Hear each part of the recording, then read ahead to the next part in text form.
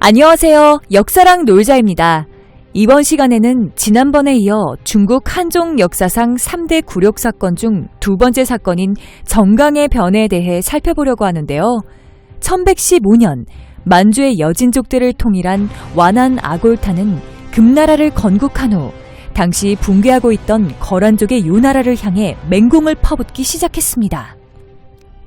그러자 이를 지켜보던 중국 송나라의 황제 휘종은 요나라가 차지하고 있던 연운 16조를 회복하기 위해 그동안 요나라에게 바치던 공물을 주겠다며 금나라 측에 요나라를 같이 협공할 것을 제의했는데요. 그러자 이 제안을 받아들인 금나라는 곧바로 대군을 보내 요나라를 공격하여 큰 타격을 입히는 데 성공했습니다. 그런데 이때 송나라는 애초에 금나라를 이용하여 요나라를 제압하려는 이의제의 전략을 생각하고 있었기 때문에 적극적인 공격을 펼치지 않았고 그 결과 송나라군의 전과는 미미했습니다. 그러자 이 사실을 알게 된 금나라는 격분하여 송나라 측에 강하게 항의를 하였는데요. 왜냐하면 송나라가 먼저 요나라를 같이 협공하자고 해놓고 정작 적극적으로 나서기는커녕 뒷짐만 지고 있었으니 말이죠. 이렇게 금나라 측에서 크게 반발하자 송나라는 일단 공물을 대폭 인상하여 바치겠다는 약조를 하면서 금나라의 항의를 무마시켰고 이후 금나라와 송나라는 1125년 마침내 요나라를 멸망시키는 데 성공했습니다. 하지만 제일 큰 문제는 이때부터 발생했는데요. 왜냐하면 요나라가 멸망하자 송나라는 금나라와 맺었던 약조를 지키지 않았고 심지어 송나라의 황제 휘종은 금나라의 내분을 조장하는 정치 공작까지 펼치면서 금나라의 뒤통수를 후려쳤기 때문이죠. 그러자 이 사실을 알게 된 금나라는 대노하여 곧바로 군사를 출정시켰으며 파죽지세로 진격하여 순식간에 송나라의 수도인 카이펑을 포위하기 시작했습니다. 한편 상황이 악화되자 이 모든 일의 원인 제공자였던 송나라의 황제 휘종은 장남 흠종에게 급히 양위를 하여 책임을 회피하였는데요. 이로 인해 얼떨결에 재위를 물려받은 흠종은 일단 이 위기 상황을 해결하기 위하여 금나라 측의 영토 할양과 배상금 지급 등의 조건으로 굴욕적인 회의를 맺게 됩니다.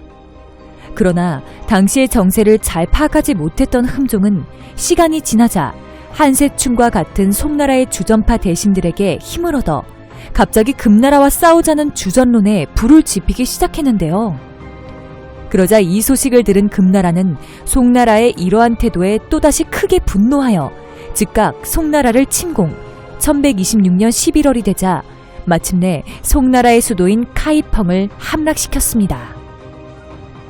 이후 금나라는 송나라의 재상 장방창을 협박하여 괴뢰 정권인 초나라를 세워 그를 황제로 즉위시켰으며 송나라의 황제였던 휘종과 흠종 그리고 여러 황종 및 관료 3,000명을 포로로 잡은 후 막대한 재물들과 함께 금나라로 끌고 갔죠.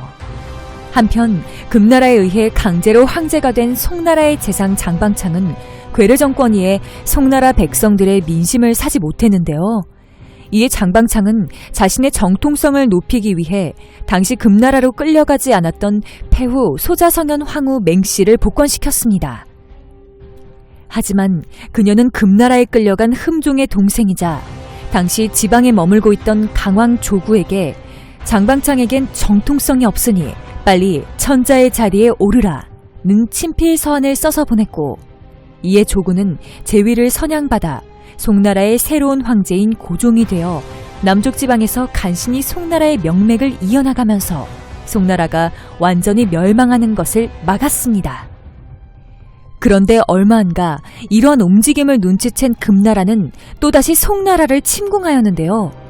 금나라는 이때 송나라의 고관인 유예를 황제로 즉위시켜 또 다른 괴뢰 정권인 제나라를 세웠습니다. 또한 남송의 황제 고종을 추격하기 위해 양자강을 건너 계속 진격하였으며 이후 양주, 남경, 이만, 월주, 명주를 잇따라 점령하면서 남송을 궁지에 몰아넣었는데요. 하지만 화북지방과는 다른 남쪽의 지리 및 기후와 남송의 악비, 한세충과 같은 명장들이 이끄는 송나라군의 반격, 그리고 기존의 점령지에서 벌인 학살 등으로 인해 반감을 품은 한족들이 반란을 일으키면서 점차 고전할 수밖에 없었고, 이후 금나라는 양자강을 경계로 남송과 일진일퇴의 싸움을 전개하였으나 얼마 안가 결국 퇴각하였습니다. 그리고 이 과정에서 갑자기 남송의 화전파인 진회 등이 주전파인 악비 등을 배제시키고 금나라와 강화를 체결했는데요. 이를 통해 금나라는 공식적으로 화북을 통치하게 되었으며, 이로써 중국 대륙은 본격적인 2차 남북조 시대의 형세를 맞이하게 됩니다. 한편 금나라의 포로로 끌려갔던 송나라의 황제 휘종은 금나라로부터 덕을 망친 공작이라는 뜻의 혼덕공을, 그의 아들 흠종은 덕을 거듭 망친 후작이란 뜻의 중혼후란 자귀를 받으면서 조롱을 당하였으며, 이들과 함께 붙잡힌 송나라의 포로들은 금나라에서 비참한 삶을 이어나가는데요. 심지어 휘종의 후비들은 금나라 관기들의 기방으로 보내져 창기가 되기도 하였습니다. 이후 휘종은 금나라 땅에서 사망한 뒤 그곳에 묻혔다가 훗날 포로 협상을 통해 남송으로 유해가 송환되었는데요. 반면에 흠종은 적상자 계승 원칙에 따라 그가 돌아올 경우 동생이자 당시 남송의 황제였던 고종의 정통성에 문제가 불거질 염려가 있다는 까닭으로 남송 측의 송환 협상 대상에서 아예 제외되어 본국으로 돌아가지 못한 채 금나라 땅에서 쓸쓸하게 죽음을 맞이했습니다.